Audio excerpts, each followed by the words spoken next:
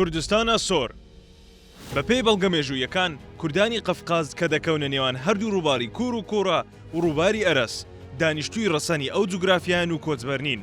یەکێک لەو مێژوو نووسانەی کە لێکۆڵینەوەی لەسەر کوردی قەفقاز لە سەدەی 7 تا 10 کردووە ئارشاک پۆلادیانە، ناوبرا و سەلماندوویەتی کە کوردی قەفقاز دانیشتووی ڕەسەنی ئەو جوگرافیایان. دیرۆکزانانی رووسی و فەڕەنساوی و یۆنانیش سەلماندوویانە کە مێژووی نیشتە جێبوونی کورد لە قەفقاز لانی کەم دەگەڕێتەوە بۆ 6,000 ساڵ لەمەوبەر و ئەو هەرێمە تا ساڵی 1827ش لەدەست کورددا بووە کە میرنشینیان هەبووە.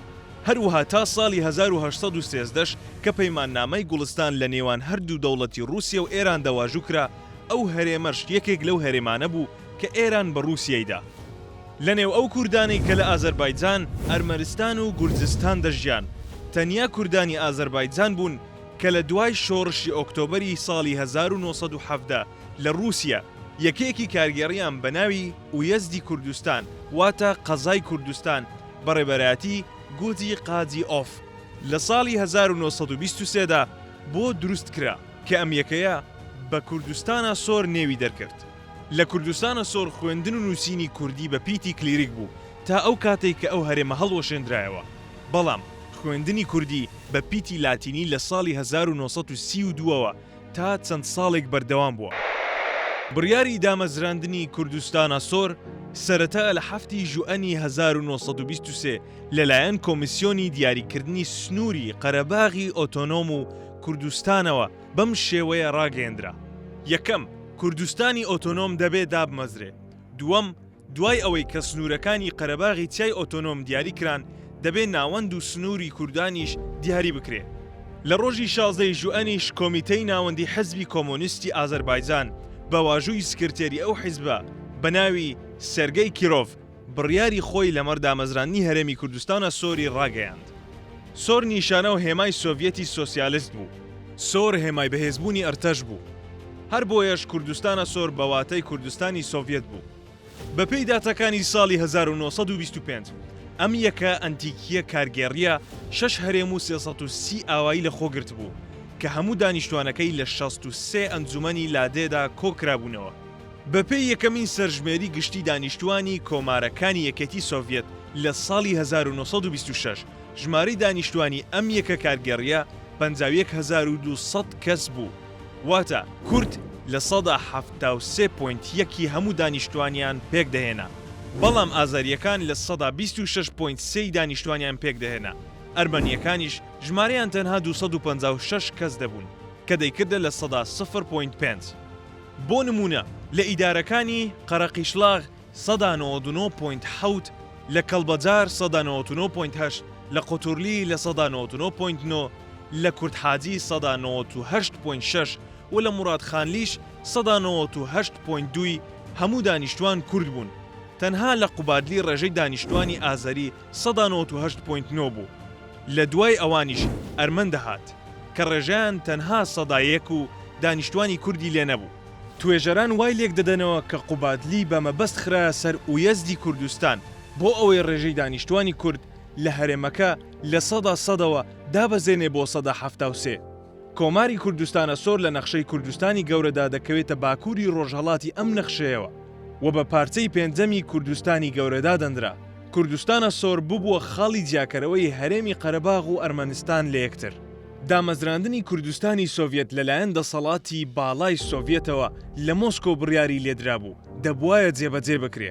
بە بۆچوونی داڕێژەرانی بیرۆکەکە دەبوایە ئەم یەکەیە ببێتە ناوەندێکی گرنگ بۆ بڵاوکردنەوەی بیری بلشویکی لە نێو کوردانی دەرەوەی سۆڤیەتدا.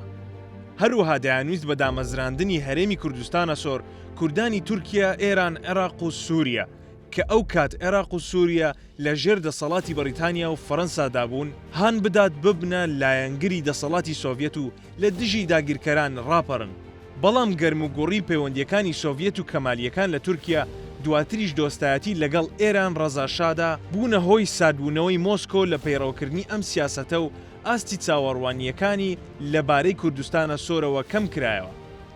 ئەمە دەرفەتێکی زێڕین بوو کە کاربەدەستانی ئازەری لە چاوەڕوانیدا بوون بۆ هەڵێک دەگەڕان شتێک بە ناوی کوردستانەوە لەسەر ئەو خاکە نەهێڵن. دام و دەستگا فەرمیەکانی کوردستانیش لە شاری شوشێ لە دەرەوەی سنوورەکانی کوردستان بوون بە بیانووی ئەوەی لە پایتەختی کوردستان لاچین کە پێشتر ئاوایەک بوو بە ناوی ئەفداڵیار هیچ باڵەخانە و شوێنێکی گونجاوی تێدا نەبوو بە کەڵکی ئەوە بێت دام و دەستگاکانی حکوومەت تێیدا جێگیر بکرێن. هەروەها لە ئازەربایجان نیان دەهێشت کوردەکان بچنە دەرەوە و خوێندن تەواو بکەن. هەر ئەم سیاسەتەی ئازەربایجانیەکان وای لە دانیشتوانی کوردستانە سۆر کرد کە ساڵانە کۆچ بکەن بۆ ناوچەکانی سۆڤیەت و ناوچەکانی دیکەی جیهان. هەر بۆیە ساڵ بە ساڵ ژماری کوردەکان کەمیان دەکرد و ئازەریەکانیش زیادیان دەکرد. لە کۆتاییدا کاربەدەستانی ئازەری فەرمانێکی مۆسکۆیان سەبارەت بە سەر لە نوێ ڕێخستنەوەی پەیکەری کارگەری کۆمارەکانی سۆڤیەت بە هەلزانی و ناوی کوردستانیان لەسەر نەخشەی ئازەربایجان سڕیەوە. ساڵی 1930 کاربەدەستانی باڵای حیزب و دەوڵەت لە مۆسکۆش ئەو بڕیارەیان پەسەند کرد. دوا بە دوای ئەمە سیاسەتی بە ئازەریکردنی کورد یەکسەر دەستی پێکرد. ئەوەی کار ئاسانی زیاتری بۆ ئەم سیاسەتە کرد ئەوە بوو کورد و ئازەری هاو ئاین بوون. بەشێک لە کوردەکانیش تەنانەت لە کاتی دامەزراندنی ویەزدی کوردستان ببوون بە ئازەری زمان لەسەر ئاستی کۆمەڵایەتیش دابەش ببوون بەسەر چەندین خێڵ و عەشیرەتدا کە کاری کاربەدەستانی ئازەریان زۆر ئاسان دەکرد. لە ساڵانی 1937 تا 1938 بەشێک لە کوردەکان لە ئازەربایجان و ئەرمەنستانەوە بە زۆرەملێ بۆ قەزاقستان و ئۆزبەکستان و قەرقیزستان گوێزرانەوە. لە ساڵی 1940 لە گوردستانەوە بە زۆرەملێ بۆ قەزاقستان و ئۆزبەکستان گوێزران. دوای ساڵی 1929 وڕوخانی هەرێمی کوردستانە سۆر تا ئەو کاتێک کە سۆڤیەت ڕووخا.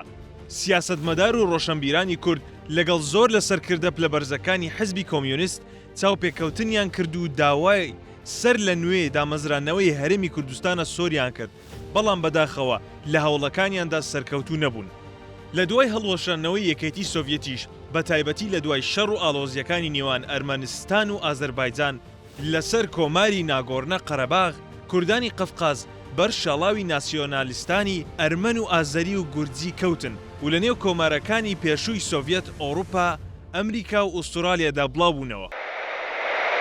دوای ڕوخانی سۆڤیەت و لە کاتی شەڕی قەرەباغ لە نێو ئازەربایجان و ئەرمەنستان کە ئەو کات 20,000 کورد وڵاتی ئەرمەنستانیان بەجێهێشت بوو، ڕۆژی 15 مانگی مای لە ساڵی 1992 حیزبی خەڵق جبهەسی لە ئازەربایجان هاتە سەر کار و بڕیاریاندا کە بەبێ شەڕ هەرێمی لاچین بەجێ بهێڵن. کاتێک ئەوان لە لاچین دەرکەوتن، سیاسەتمەدار و ڕۆشنبیرانی کورد ڕوویان کردە هەرێمی لاچین و سەرەتا لە 9 مانگی ژوئەن تەفگەرە ئازادیە کوردستانیان دامەزراند و لە 10 مانگیش هەرێمی کوردستانە سۆریان بەڕێبەرایەتی وەکیل مستەفایەف دامەزراند کە ئەندامانی بەڕێوبەری لە 19 کەس پێک دەهات. ئەو هەرێمە کە پایتەختەکەی لاچین بوو لە چەند شاری وەک کەڵبەجار، گوبەدلی، جوبرایل و زەنگیلە پێک دەهات. دواتر داوا لە کوردەکان کرا بگەڕێنەوە بۆ وڵاتی خۆیان، بەڵام بەداخەوە ناکۆکی کەوتە نێوان ئەندامانی بەڕێوبەری کۆمەڵی یەکبوون کە ئەو کات ئەو کۆمەڵەیە یەکێک لە ڕێکخراوە هەرە بەهێزەکانی ئەو سەردەمەی کورد بوو. ناکۆکیەکە لەسەر ئەمە بوو کە بەشێک لە ئەندامانی بەڕێوبەری کۆمەڵی یەکبوون دەیانگوت ئەگەر ئازەربایجان ئۆتۆنۆمیان پێ بدات قبوڵمانە، بەڵام ئەگەر ئەرمەنستان پێمان بدات نامانەوێ. پێدەچێ ئەو ئەندامانەی کۆمەڵی یەکبوون لە کوردە موسڵمانەکان بووبن، نەک لە کوردە ئێزیدیەکان. مەبەستیشیان ئەوە بوو بێ کە ئازەریەکان موسڵمانن و ئێمە بڕوامان بەوان هەیە نەک بە ئەرمەنیەکان. لە بواری مەزهەبیەوە کوردانی ئازەربایجان موسڵمانی شیعە بوون، بەڵام کوردانی ئەرمەنستان و گوردستان بێجگە لە کەمایەتیەک کە موسڵمانانی سونی بوون، ئەوانی دیکە کوردی ئێزیدی بوون. سەرەڕای ئامادەیی ئەرمەنستان بۆ دامەزراندنی ئەو هەرێمە مخابن بەهۆی ئەو ناکۆکیە و نەگەڕانەوەی کوردەکان بۆ وڵاتی خۆیان ئەو دەرفەتە زێڕینەیان لە دەستدا و هەموو هەوڵی وەکیل مستەفایەف و هاوڕێیانی بێ ئاکام مایەوە.